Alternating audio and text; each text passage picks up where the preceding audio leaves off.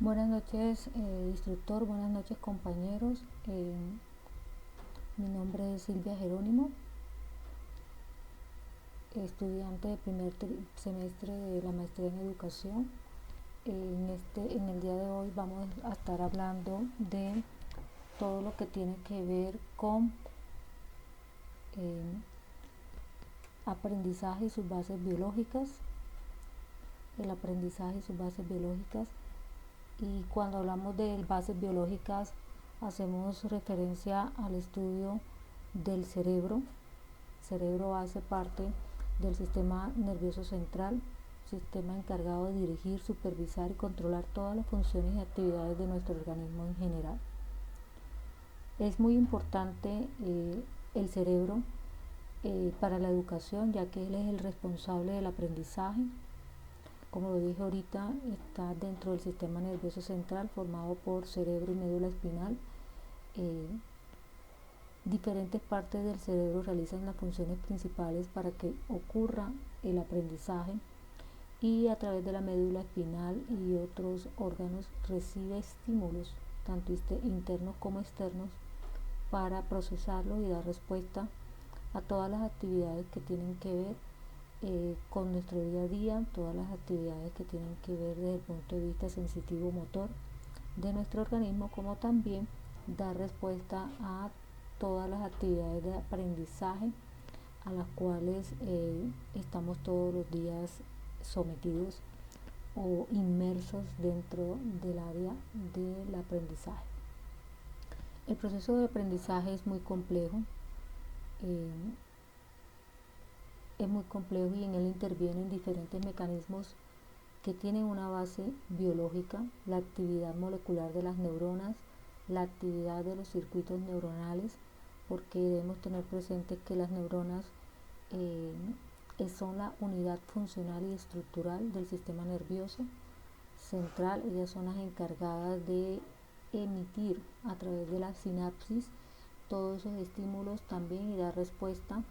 Por eso ellas participan activamente, facilitan el funcionamiento del cerebro y participan activamente en los procesos de aprendizaje también. Esta actividad cerebral es el punto de origen de la neurofisiología del aprendizaje, procesamiento de la información, las redes de memoria y adquisición del lenguaje. Aquí en nuestro cerebro nosotros tenemos unos lóbulos, dos hemisferios, derecho y izquierdo, y estos hemisferios tienen 4 lóbulos o áreas importantísimas también dentro del aprendizaje. Comunidad funcional también determinan los estilos de aprendizaje. En el área occipital, que es esta parte de acá que estoy mostrando, se procesa la información visual.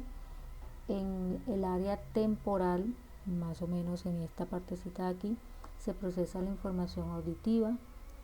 En los parietales, más o menos en esta partecita de acá, tanto derecho como izquierdo, se procesa información sensorial de las diferentes partes del cuerpo. Y en el área frontal se organiza la información y se planean estrategias para alcanzar las metas. El cerebro humano es extraordinariamente plástico. Es extraordinariamente plástico. Estas son la parte que ahorita les estaba comentando, que tenemos unas neuronas que emiten unos mensajes a través de esa coordinación, de esa sinapsis entre neurona y neurona, para poder recibir ese cerebro, recibir todos los estímulos y poder dar respuesta a este. ¿Cómo se puede dar el aprendizaje en un niño, adolescente y en un adulto? Entonces podemos decir, el cerebro es extraordinariamente plástico, puede adaptarse, su actividad y su estructura cambia de forma significativa a lo largo de la vida. En los primeros años, bueno, aquí tengo unos niños, pero cuando hablamos de los primeros años estamos hablando de esa etapa de primera infancia de 0 a 6 años.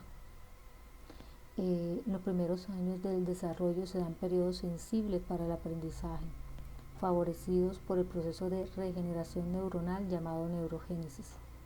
Aquí recordemos que las estructuras están en proceso de formación en los niños y se fortalece la sinapsis. Esa sinapsis ayuda, como está apenas en desarrollo, se está formando, está en lo que llamamos la neurogénesis. eh, en esta etapa se produce con mayor facilidad el aprendizaje en los niños, a excepción, claro, de niños que de pronto nacen o desarrollan algún tipo de patología del sistema nervioso central que pueda afectar su desarrollo o este proceso de aprendizaje. Una de estas es los síndromes convulsivos eh, o algún tipo de neuropatía que desarrollen durante esta primera infancia que puede impedir este normal proceso. En la adolescencia existen cambios y factores que pueden influir negativa o positivamente en el aprendizaje, ya que los adolescentes cursan por un proceso hormonal que los cambia por fuera y por dentro. Durante la adolescencia, el aprendizaje puede resultar un reto debido a esos cambios físicos, emocionales y cognitivos que experimentan los estudiantes, lo cual desencadena en algunos la falta de motivación. También que esa falta de motivación puede deberse a ese poco conocimiento que tiene de sí mismo, que posee el adolescente respecto a sus capacidades para aprender. Un aspecto positivo en esta etapa, tanto en los niños como en los adolescentes, es la neuroplasticidad, la capacidad de ese cerebro, como está todavía en crecimiento y en formación, de cambiar de estructura y función durante el aprendizaje. Entonces, esta neuroplasticidad en esta etapa de la vida, la niñez y la adolescencia, aumenta. Se dice que la corteza prefrontal del cerebro controla funciones como la planificación, establecimiento de metas en adolescentes, toma de decisiones, resolución de problemas y capacidad para experimentar cambios. A diferencia del adulto,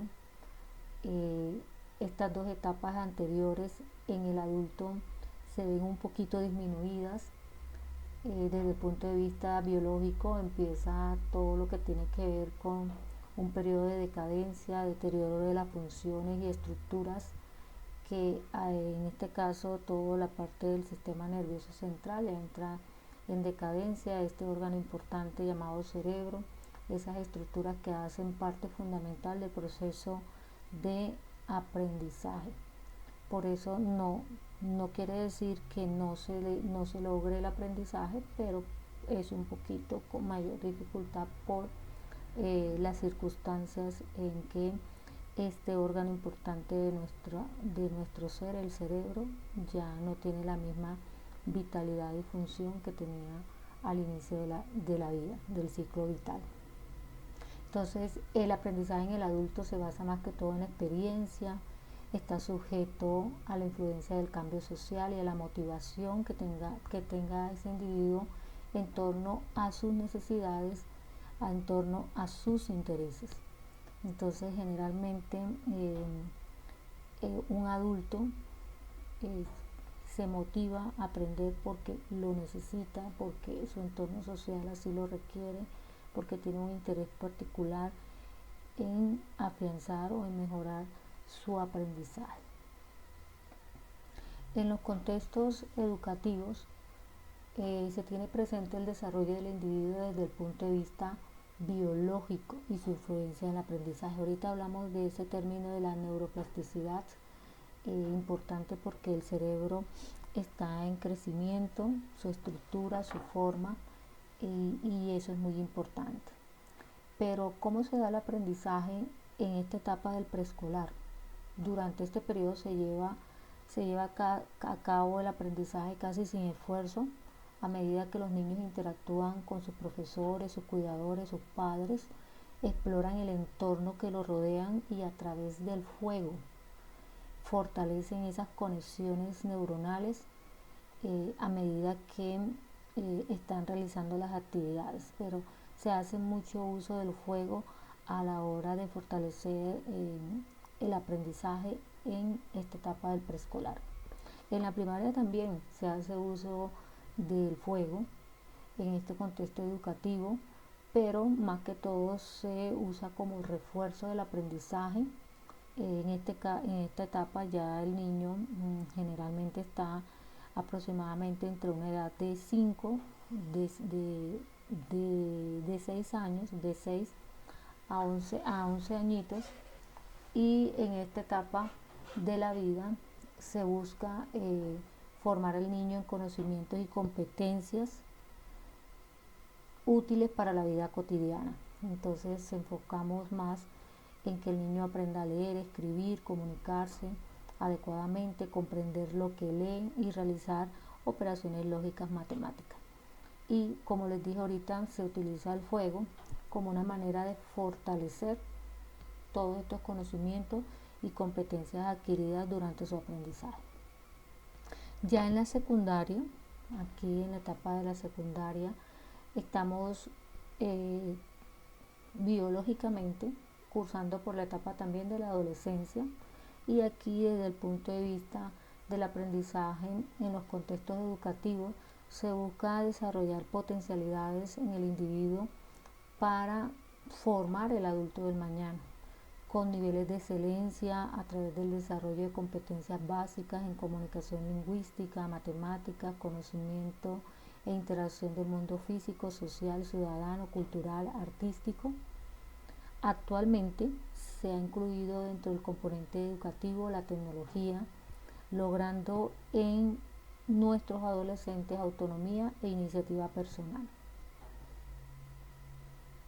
Ya en la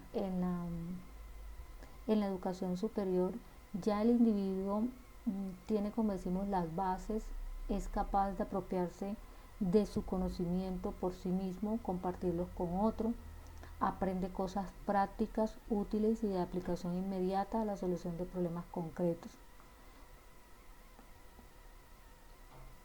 ¿Cuáles son las bases biológicas identificadas a lo largo de toda esta temática observada? Hemos tenido bases biológicas como la neuroeducación, la motivación, la atención y memoria, y la base biológica del lenguaje.